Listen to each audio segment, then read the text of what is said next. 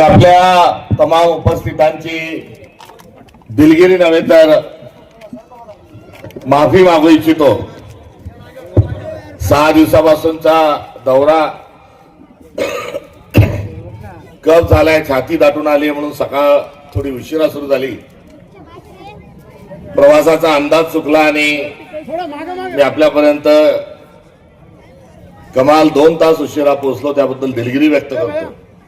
मात्र बाबा भाई, मुझे 150 के स्पीड से गाड़ी चलाकर थोड़ा फेरा था, मगर रास्ता साफ था। ये कहावत भी मुझे याद आ गई, रास्ता साफ चलो चाहे उसमें फेर हो, सलाह बड़े भाई की लो चाहे उसमें बैर हो, खाना मां के हाथ का खाओ चाहे उसमें जहर हो। तुकाराम रेंगे पाटिल साहब जो थे, उन्होंने हाथ पकड़ के मुझे उनके गाड़ी में बैठाया और बोले चलो चलो बाबा भाई के कार्यक्रम को लेट हो रहा है। मैं ऐसे रास्ते से लेके जाता हूं कि वो साफ है और फास्ट भी है, और उन्होंने मुझे ऐसे रास्ते से गाड़ी पिना पिना के एक्सीलरेटर दबा दबा के ऐसी गाड़ी भगाए कि मैं 50 मिनट में पल्ली से यहां आ गया। आप रेंगे पाटिल साहब इतने आपके वास्ते जान तोड़ रहे और इतने फास्ट रास्ते से आ गए, यानी आपका रास्ता भी साफ है।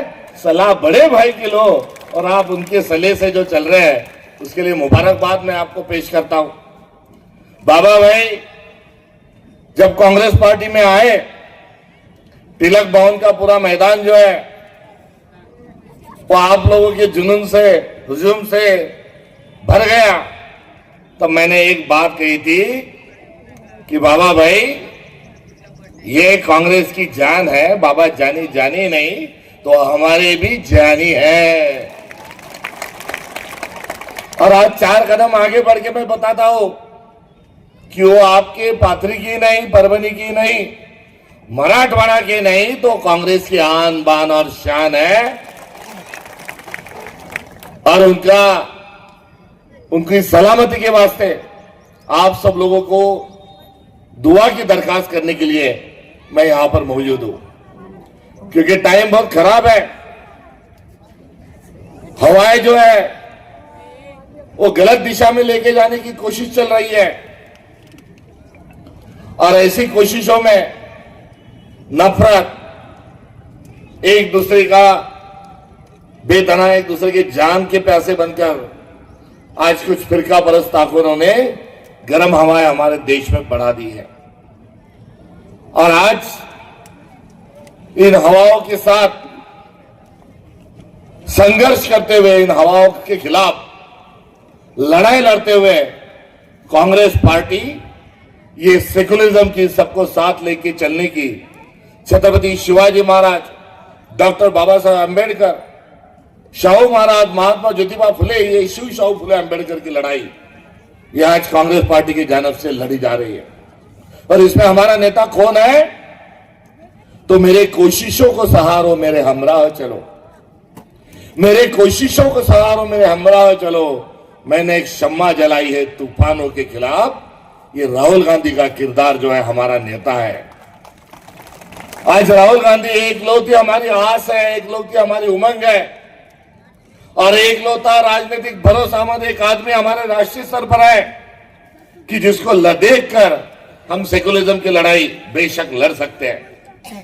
भारतीय जनता पक्ष का जो नकाब है, उनका जो झूठा चेहरा है, वो फाड़ने की ताकत आज राहुल गांधी में है। आज राहुल गांधी कोई पंतप्रधान बनने की लड़ाई नहीं लड़ रहा है। राहुल गांधी जो है ये खुद के लिए, कोई स्वार्थ के लिए, सत्ता के लिए लड़ाई नहीं लड़ रहा है।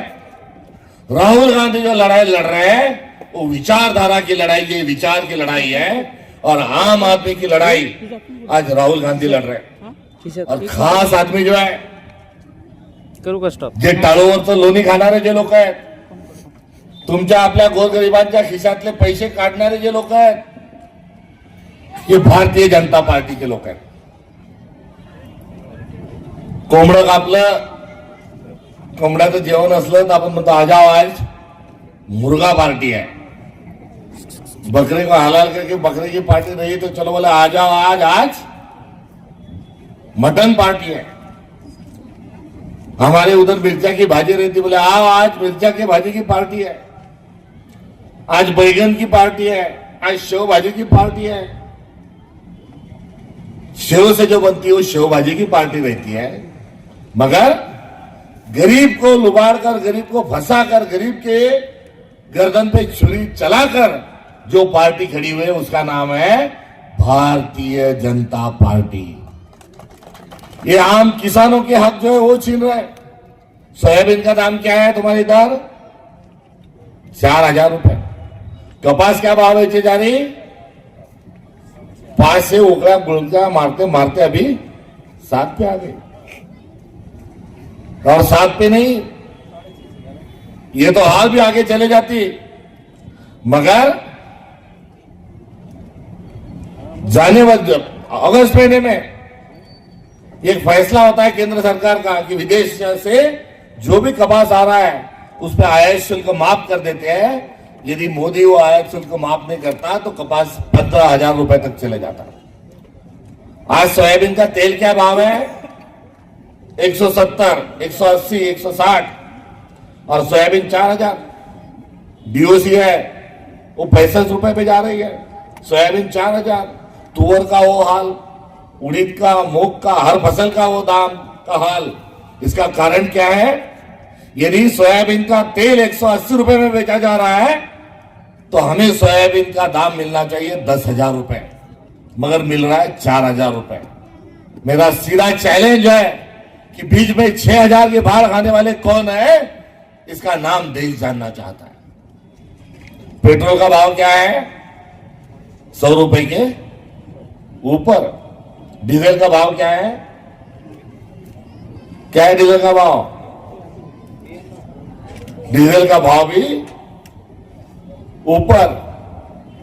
अब ये भाव जो ऊपर है, एक ओपेक नाम की एक संगठन है जिसमें सऊदी अरेबिया सहित देश है, वो तेल का, कच्चे तेल का दाम तय करते हैं और उनसे 60% कम दाम में रशिया जो है वो कच्चा तेल बेच रही है।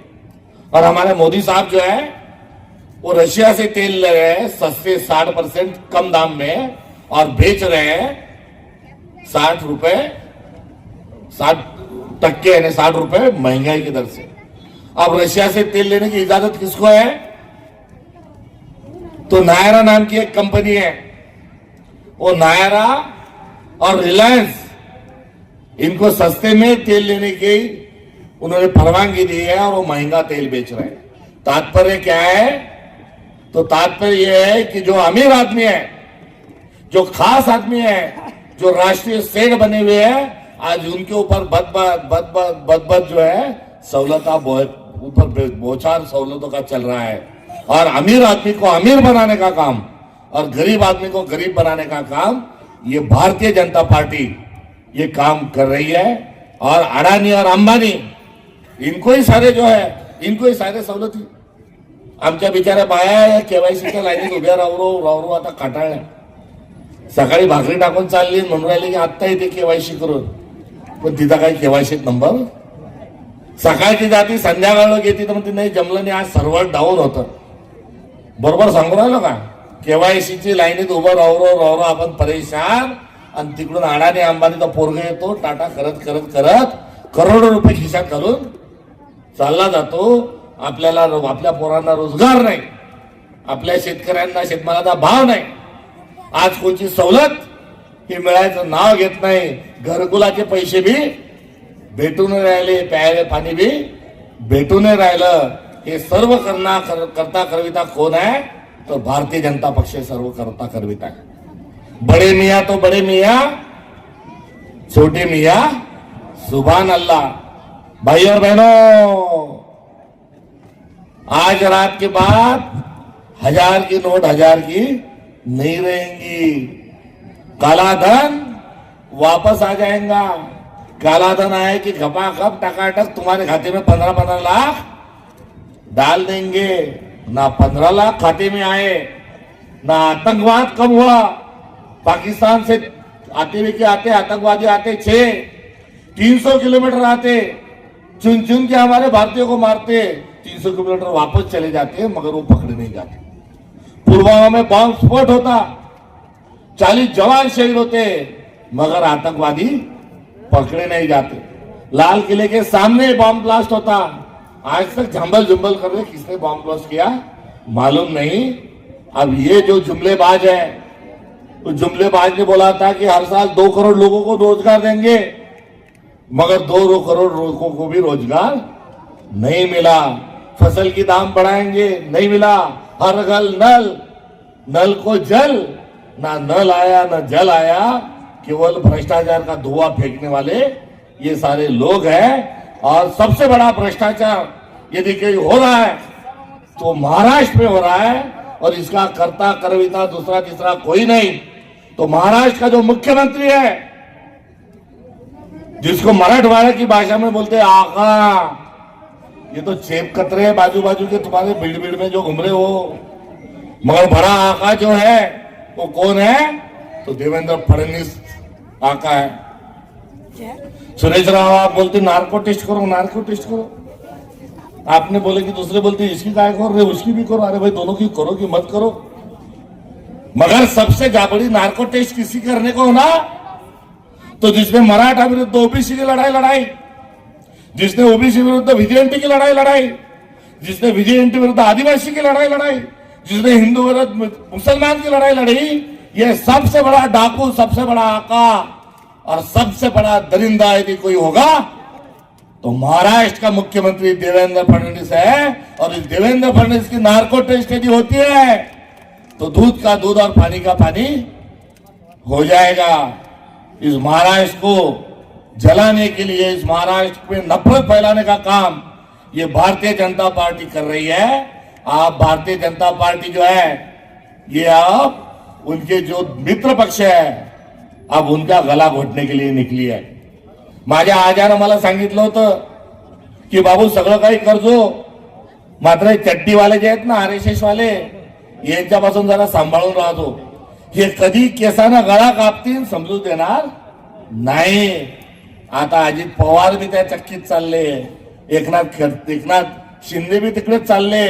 आता पुढच्या 2029 ला भारतीय जनता पार्टी या दोघांनाही बाहेरचा रस्ता हा दाखवणार आहे। आणि स्वबळावरची लढाई जी आहे ही स्वबळावरची लढाई करण्याकरता आता केसानं मित्र पक्षाचा गळा कापण्याचं काम यांचं सुरू आहे।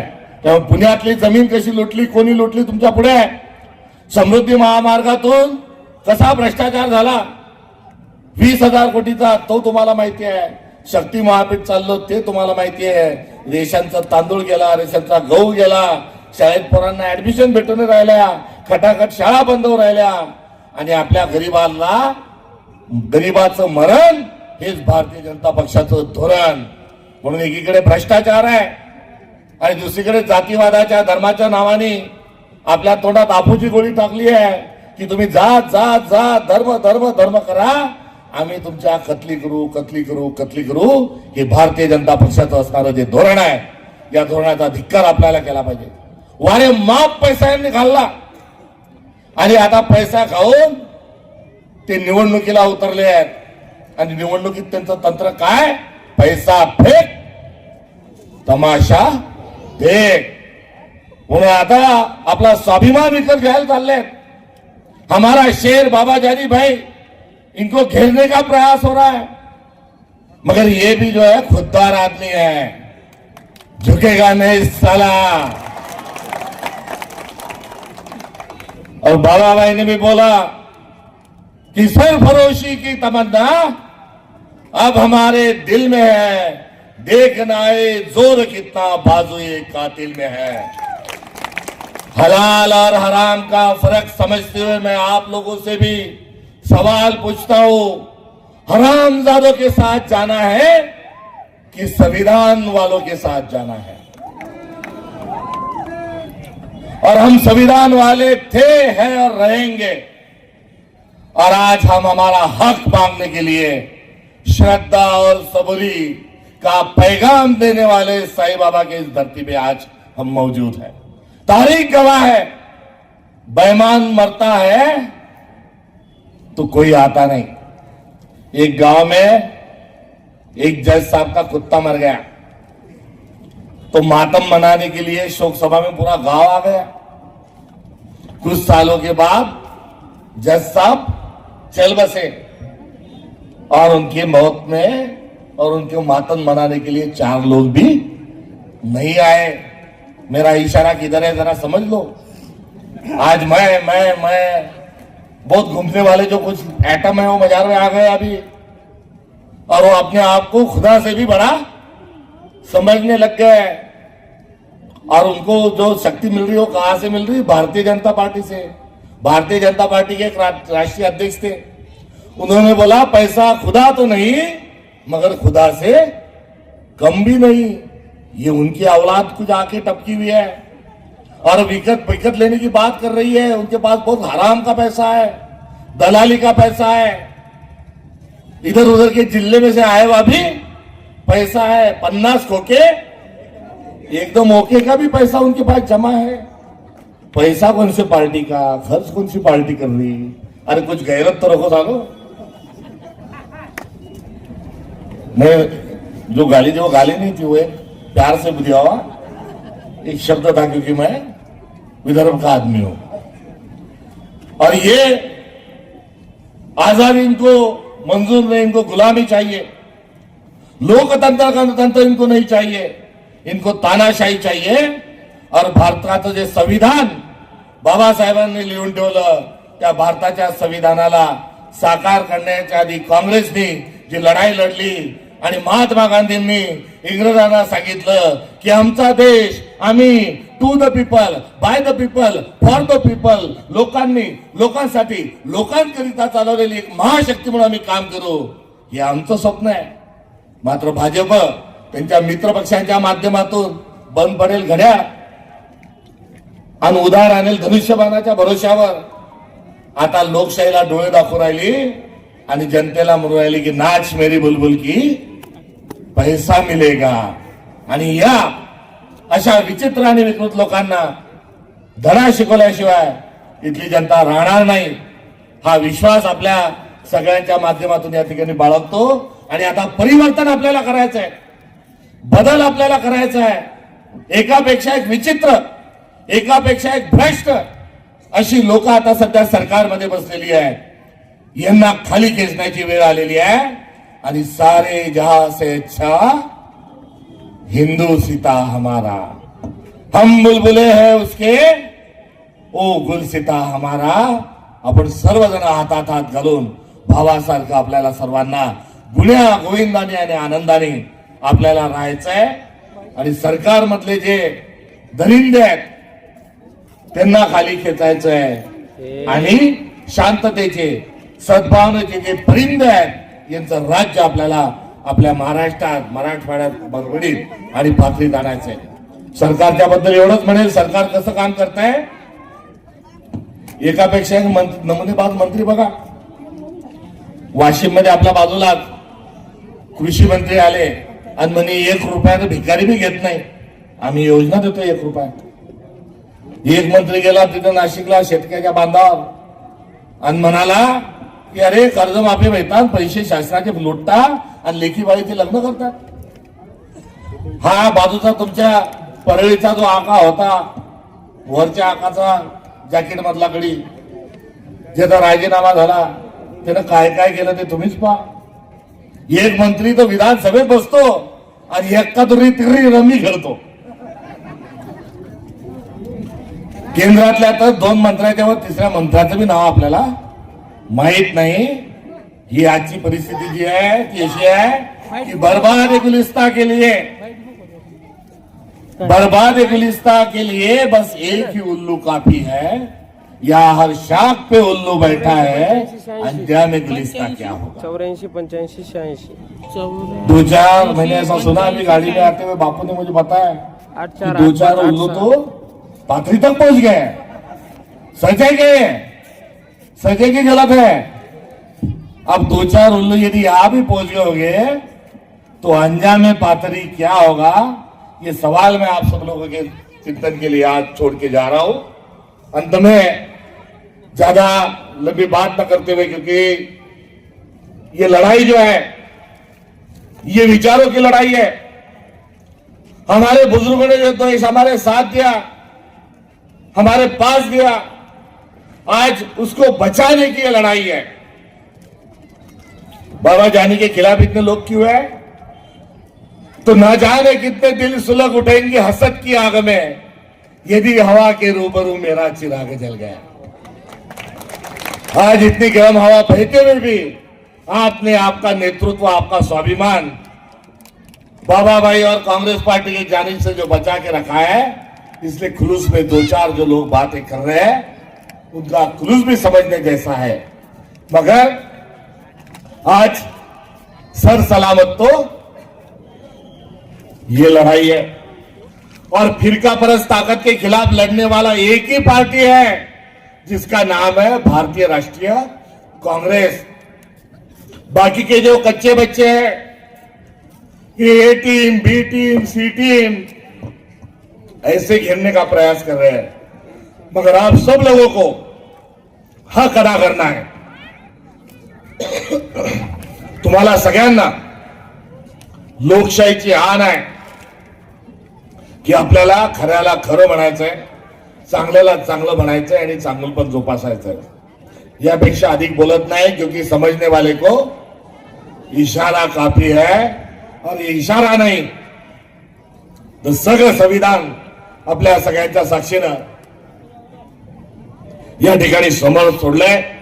त्यामुळे सच्चे का बोलबाला, झूठे का ये नतीजा मतपेटी से आना चाहिए।